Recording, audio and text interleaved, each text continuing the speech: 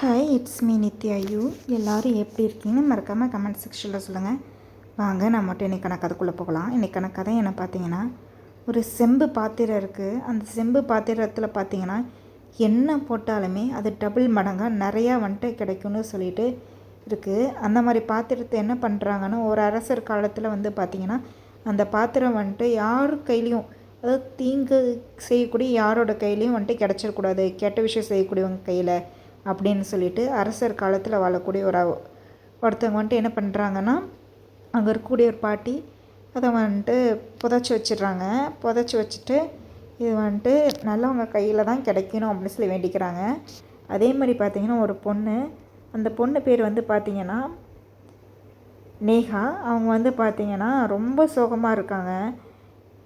நம்மளோட வாழ்க்கை ஏன் இப்படி போயிட்டுருக்கு, எது செஞ்சாலுமே நம்மளுக்கு வந்துட்டு சரியாக போக மாட்டேங்குதே, ஒரு பிஸ்னஸ் ஆரம்பிக்கலான்னு பார்த்தாலும் அதுக்கு நிறைய பணம் தேவைப்படுதே, நம்மக்கிட்ட அவ்வளோ இல்லையே அப்படின்னு சொல்லி ரொம்ப கஷ்டப்படுறாங்க. கேமரா வாங்கலாம், ஃபோட்டோகிராஃபிக் ஃபீல்ட்ஸில் போகலாம் அப்படின்னு சொல்லி பார்த்தாலும் ரொம்ப கஷ்டமாக இருக்குது. அந்த மாதிரி என்கிட்ட எதுவுமே இல்லை அப்படின்னு சொல்லிட்டு.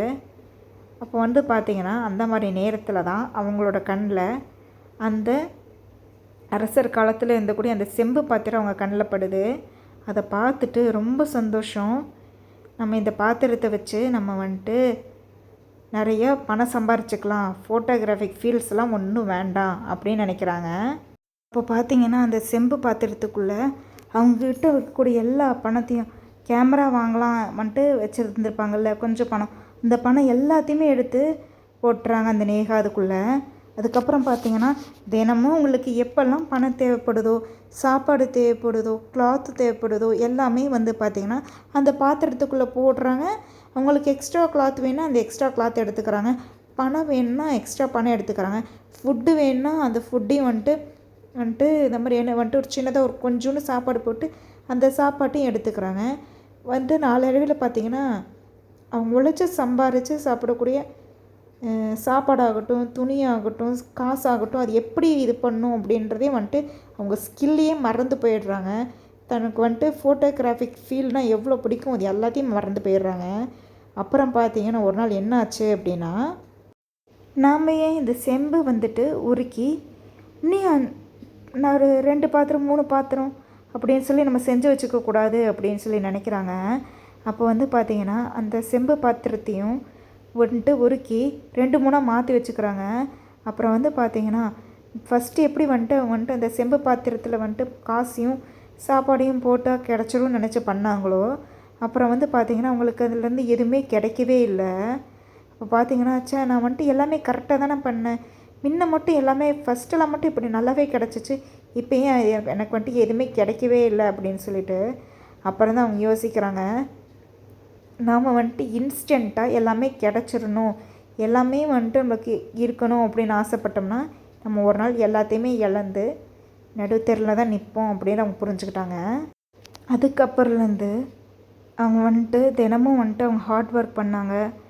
தன்னோட ஃபோட்டோகிராஃபிக் ஃபீல்டோட வந்துட்டு போகணும்னு ஆசைப்பட்ட அதே இதை வந்துட்டு திரும்ப வந்துட்டு தினமும் வந்துட்டு அவங்களோட ஸ்கில் அதில் வந்துட்டு எப்படியெல்லாம் இம்ப்ரூவ் பண்ணலாம், எப்படியெல்லாம் இதை வந்துட்டு இன்னும் வந்துட்டு நம்ம வந்துட்டு அப்கிரேட் பண்ணிக்கலாம் நம்ம ஸ்கில்லை அப்படின்னு சொல்லிட்டு தினமும் வந்துட்டு வந்து பார்த்திங்கன்னா தினமும் ஒரு ஸ்கில்லை வந்துட்டு அப்கிரேட் பண்ணிக்கணும் அப்படின்னு சொல்லிட்டு அதுக்கேற்ற மாதிரி எல்லாமே வந்துட்டு பண்ண ஆரம்பித்தாங்க. அவங்க வந்து பார்த்திங்கன்னா கொஞ்சம் வருஷத்துலேயே அவங்க வந்துட்டு ஹியூஜான சக்ஸஸ் அடைஞ்சாங்க.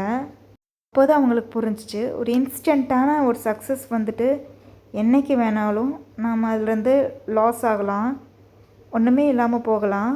ஆனால் நம்ம தினமும் நாம் வந்துட்டு ஒரு ஸ்கில்லை வந்துட்டு கற்றுக்கிட்டு நம்ம தினமும் ஒரு ஹார்ட் ஒர்க் போட்டு நம்ம பண்ணக்கூடிய இதில் வந்துட்டு சக்ஸஸ் எப்போயுமே பெருசாக இருக்கும் அப்படின்னு சொல்லி அவங்க புரிஞ்சுக்கிறாங்க. அதுக்கப்புறம் வந்து ரொம்ப ஹாப்பியாக இருக்காங்க. இதே மாதிரி தான் என்றைக்குமே ஒரு இன்ஸ்டண்ட்டான ஒரு சக்ஸஸ் ஆகட்டும், ஒரு இன்ஸ்டண்ட்டான ஒரு சொல்யூஷன் ஆகட்டும், என்றைக்குமே ஒரு லாங் டேர்முக்கான ஒரு சொல்யூஷனாக கண்டிப்பாக இருக்காது. அதை நாம் என்றைக்குமே நம்மளுக்கு ஒரு விஷயம் வேணும் அப்படின்னா, நம்ம ஒரு விஷயத்தில் சக்ஸஸ் ஆகணும், நம்ம எக்ஸாமில் பாஸ் ஆகணும், ஒரு பெரிய பிஸ்னஸ் ஆரம்பிக்கணும், ஒரு சேனல் ஆரம்பிக்கணும் அப்படின்னு நினச்சிங்க அப்படின்னா டெய்லியும் கொஞ்சம் சின்ன சின்ன விஷயங்களை கற்றுக்கோங்க, சின்ன சின்ன புக்ஸு படிங்க. அப்படி படிக்கும்போது நீங்கள் வந்துட்டு நிறைய நாலேஜை வந்துட்டு கேதர் பண்ணுவீங்க. அந்த நாலேஜே உங்களை கண்டிப்பாக உங்களோட சக்ஸஸை வந்துட்டு அடைய என்ன பண்ணணும் அப்படின்றத உங்களை கண்டிப்பாக கைட் பண்ணும். இந்த ஸ்டோரி உங்களுக்கு பிடிச்சிருந்தா மறக்காமல் லைக் பண்ணுங்கள் அண்ட் ஷேர் பண்ணுங்கள் அண்ட் சப்ஸ்கிரைப் பண்ணுங்கள். உங்களுக்கும் இதே போல் நிறைய கதைகள் தெரியும் அப்படின்னாலும் கமெண்ட் செக்ஷனில் சொல்லுங்கள். இனி வரக்கூடிய வீடியோஸில் உங்களோட ஸ்டோரி இந்த சேனலில் எப்பயுமே வரும். And have a great day.